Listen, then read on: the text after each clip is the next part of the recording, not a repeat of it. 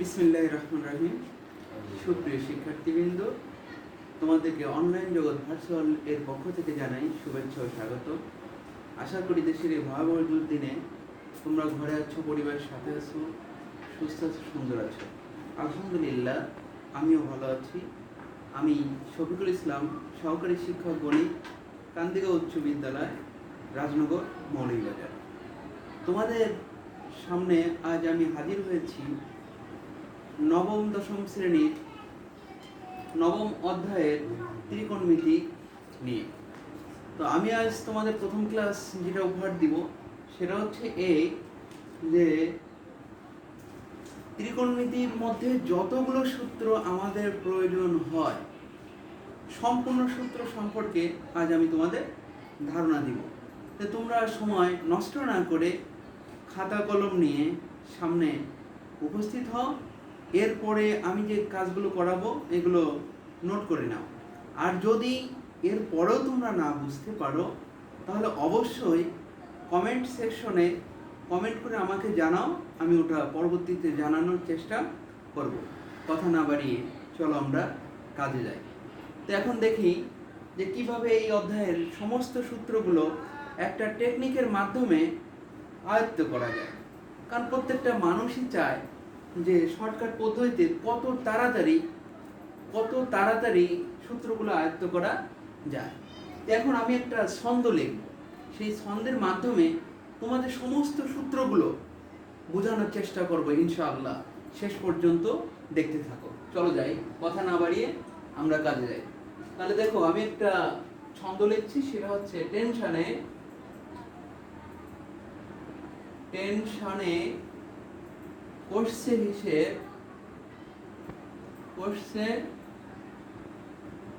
হিসেব কোটিপতি খুশেছে। কোটিপতি, আমি একটু নিচে লিখলাম, কোটিপতি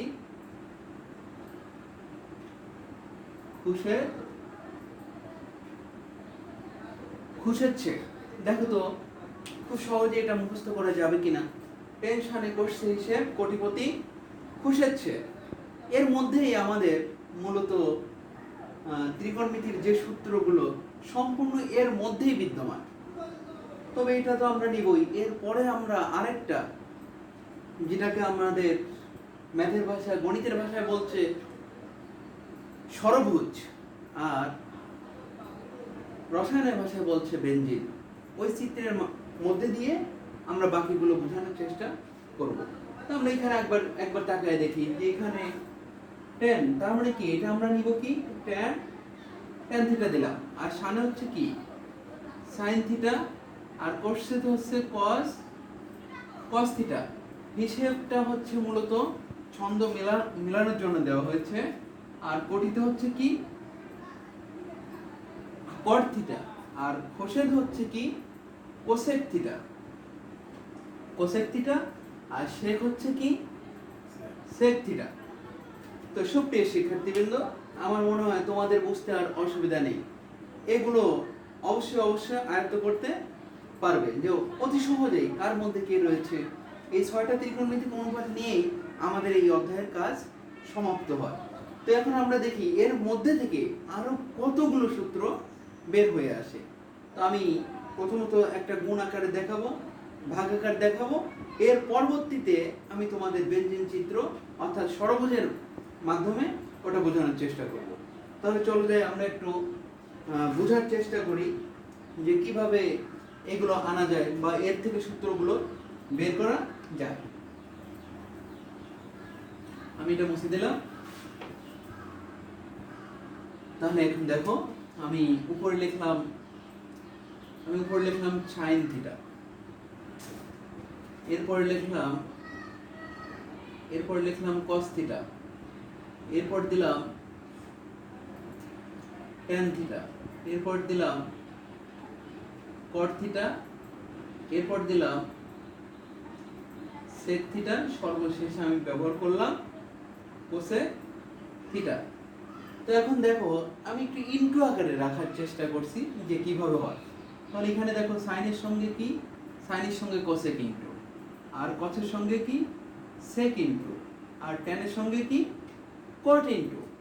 প্রত্যেকটায় যদি এখন ইন্টু আকারে আমরা দিয়ে রাখি, দেখো প্রত্যেকটার মানই ওয়ান, অর্থাৎ এই দুইটার গুণফল ওয়ান। তাহলে এখন একটু দেখো, তাহলে আমি কি লিখতে পারি, sine theta into cosec theta, এর মান কত, ওয়ান। আমি মাঝে একটু জায়গা রাখলাম। এরপর আরেকটা দিলাম কি, কস থিটা ইন্টু কি sec theta, cos theta into sec theta, এর মান কত, ওয়ান। আরেকটা আমি লিখছি tan theta into cot theta, এটা মান কত, এটা মান ওয়ান। তাহলে বুঝতে পারছো যে এদের গুণফল সর্বদাই কত, ওয়ান। তাহলে এখান থেকে দেখো আরো সূত্র বের হয়ে যায়।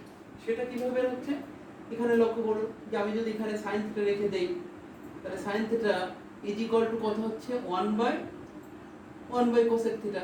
যেহেতু কোসেক থিটা এখানে বাম পাশে আমার কি আকারে ছিল, গুণ আকারে ছিল, ডান পাশে গেলে ভাগ আকার হবে, তাই হয়েছে।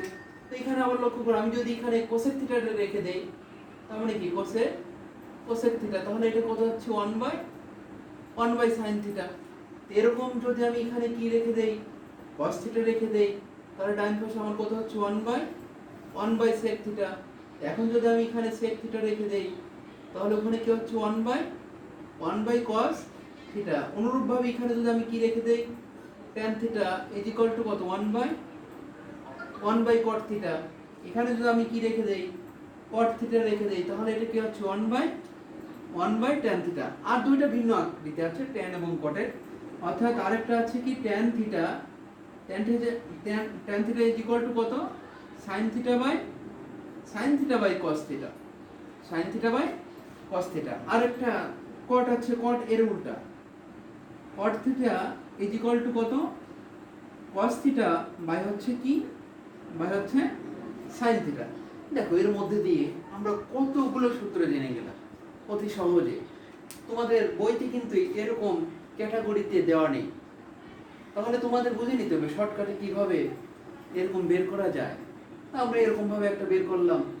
আর একটা চলো যাই, একটা ষড়ভুজের মধ্যে দিয়ে, অর্থাৎ ব্যঞ্জন চিত্রের মধ্যে দিয়ে বইতে তোমাদের সীমিত কয়েকটা সূত্র আছে, আর এই ষড়ভুজের মধ্যে দুনিয়ার সূত্রগুলো বিদ্যমান।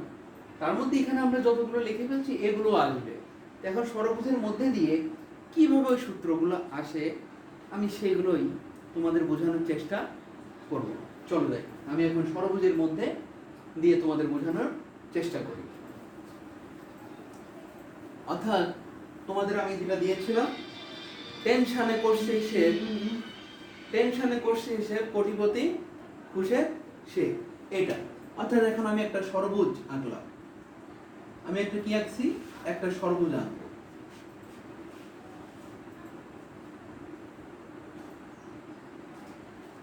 তাহলে আমি বাম থেকে শুরু করব, এইখান থেকে। অর্থাৎ এটা আমি দেবো কি, এটা হচ্ছে ট্যান থিটা, এটা হচ্ছে কি, এটা সাইন থিটা, এটা হচ্ছে কি কস থিটা, এটা হচ্ছে কট থিটা, এটা হচ্ছে কোসেক থিটা, আর এটা হচ্ছে কি, এটা হচ্ছে তোমার সেক থিটা।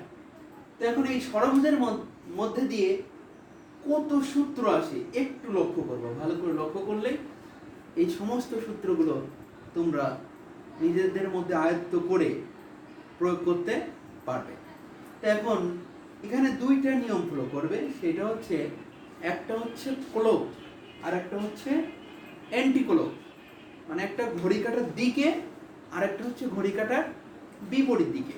তো এখন ঘড়ি কাটার দিকে আমরা শুরু করি।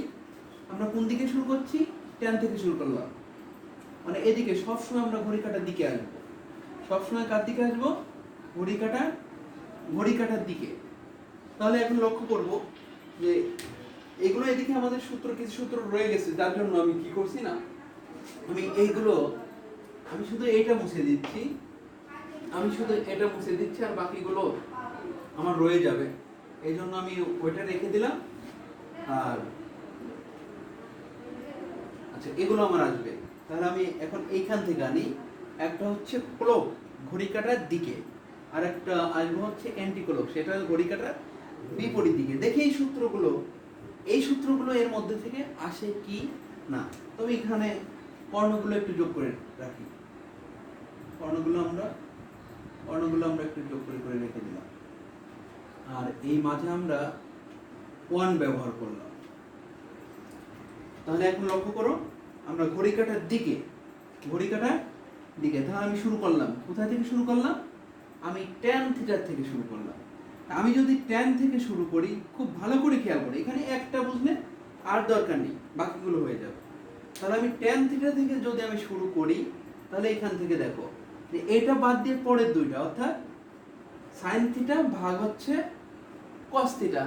আমি যখন সাইনে ধরবো তখন কি পরের দুইটা cos থিটা ভাগ cot থিটা। কত সহজ না? তার মানে কি tan থিটা একটা সূত্র আছে কি sin থিটা বাই কি sin theta by cos theta.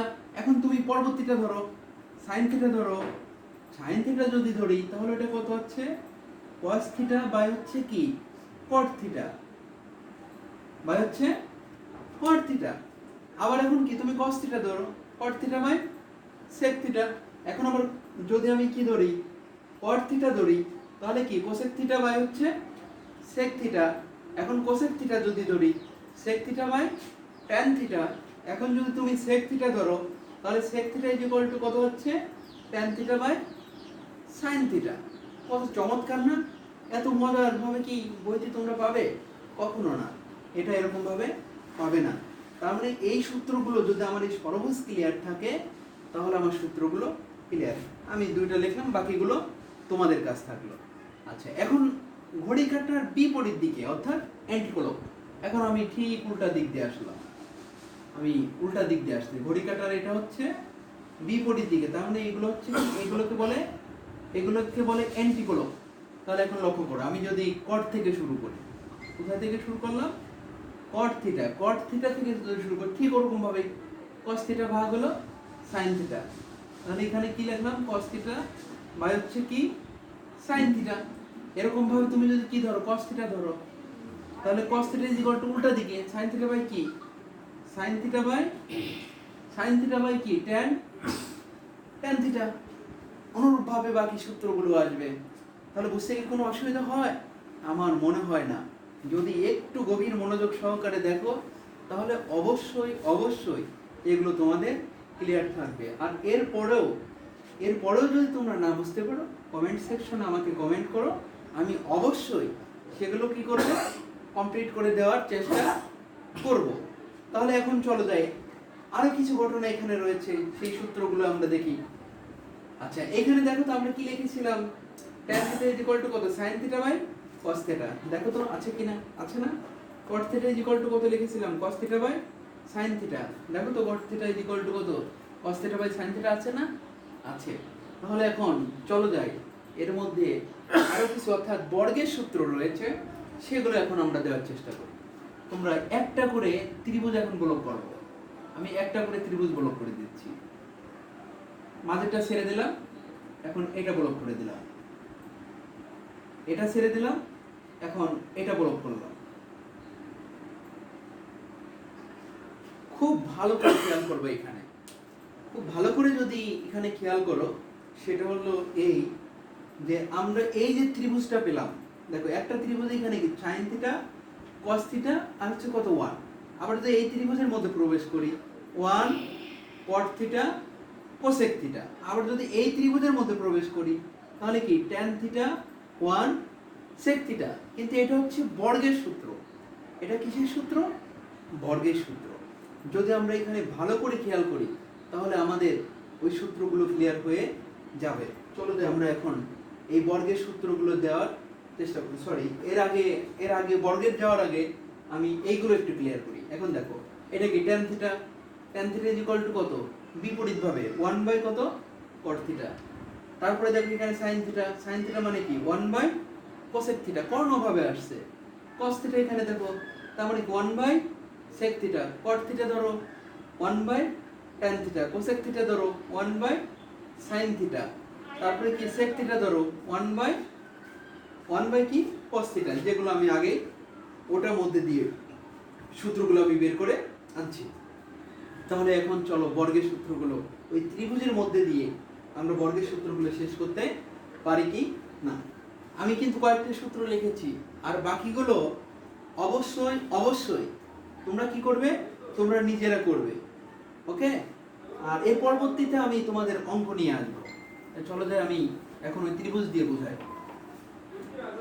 তাহলে এখন যদি আমি ত্রিভুজের মধ্যে যাই, তাহলে এখন দেখো এগুলো সবসময় ভালো করে লক্ষ্য করবা, এটা বাম থেকে ডানে, বাম থেকে কোথায় যেতে হবে, বাম থেকে ডান দিকে, কিন্তু প্রত্যেকটাই বর্গ, অর্থাৎ কি sin square theta cos square theta.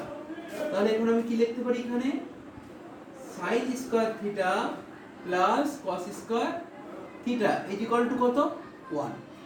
এখান থেকে আরো দুটো বানানো যায়, তার মানে কি sin square theta is equal to কত, 1 minus cos square theta, cos square theta is equal to কত, 1 মাইনাস sin স্কয়ার থিটা। আচ্ছা, তাহলে এই ত্রিভুজের কাজ শেষ। এখন এই ত্রিভুজ দেখলাম বাম থেকে ডানে, তার মানে বামে আমার কত, 1, আর ওদিকে কত, cot। তার মানে এখানে আমরা আরেকটা কত পাচ্ছি, 1 plus cot square theta is equal to কত, এই ত্রিভুজের মধ্যে আরেকটা বাকি রয়েছে কত, সরি এটা হলো কি cosec স্কয়ার থিটা। তাহলে এটা পাচ্ছি কি cosec স্কয়ার থিটা। এরকম যদি আমি এখন cot থিটা ওই পাশে নিয়ে যাই, তার মানে কি যে cosec square theta minus cot square theta is equal to কত, 1, অথবা cot square theta is equal two 1 যদি ওই পাশে নিয়ে যাই, cot square theta is equal to কত, cosec স্কয়ার থিটা মাইনাস 1। তার মানে এখান থেকে আরো দুইটা সূত্র বের হয়। এবার আমরা এটাতে আসি, পরবর্তী চিত্রে আসছি কোথায়, tan স্কয়ার থিটা প্লাস 1। তার মানে কি tan স্কয়ার থিটা প্লাস 1, মূলত 1 এর উপর স্কয়ার, কারণ বর্গ, কিন্তু 1 এর উপর স্কয়ার দিলে এর কোনো পরিবর্তন হয় না, এই জন্য মূলত আমরা 1 এর উপর স্কয়ারটা ব্যবহার করছি না। তাহলে এখানে কত, tan square theta plus 1 equal to কত, sec স্কয়ার থিটা। এরকম ভাবে দেখো প্রত্যেকটা সূত্রই আমাদের শেষ হয়ে গেল। তাহলে কতগুলো সূত্র আমরা এর মধ্যে পাচ্ছি। আমি আশা করব অবশ্যই অবশ্যই তোমরা এগুলো কমপ্লিট করো, সূত্রগুলো আয়ত্ত করো, আর পরবর্তীতে আমি এই সূত্রের ধারাবাহিকতায় ক্লাস নিয়ে আসবো। তবে তার আগে আমি তোমাদের আরো 3টা কথা লিখে দিয়ে যাচ্ছি, এই 3টা কথা অন্তত তোমরা মুখস্থ করো, পরবর্তী ক্লাসে এসে আমি এই 3টি কথার ব্যাখ্যা দিব। সেটা হচ্ছে, একটা হচ্ছে অলস, আরেকটা হচ্ছে অভুক, আরেকটা হচ্ছে ভুলক। এই 3টা কথা এই ক্লাসে মুখস্থ রাখবে, আগামী ক্লাসে এসে আমি তোমাদের ব্যাখ্যা করব, ব্যাখ্যা করে এর আলোকে আমি তোমাদের কাজ করার চেষ্টা করব। আমি আশা করি আমার পরবর্তী ক্লাস পর্যন্ত তোমরা অপেক্ষা করো, সে পর্যন্ত তোমরা ভালো থাকো, সুস্থ থাকো, ঘরে থাকো এবং স্বাস্থ্যবিধি মেনে চলো। এই বলে আমি আজকের মতো আমার ক্লাস শেষ করছি। আল্লাহ হাফেজ।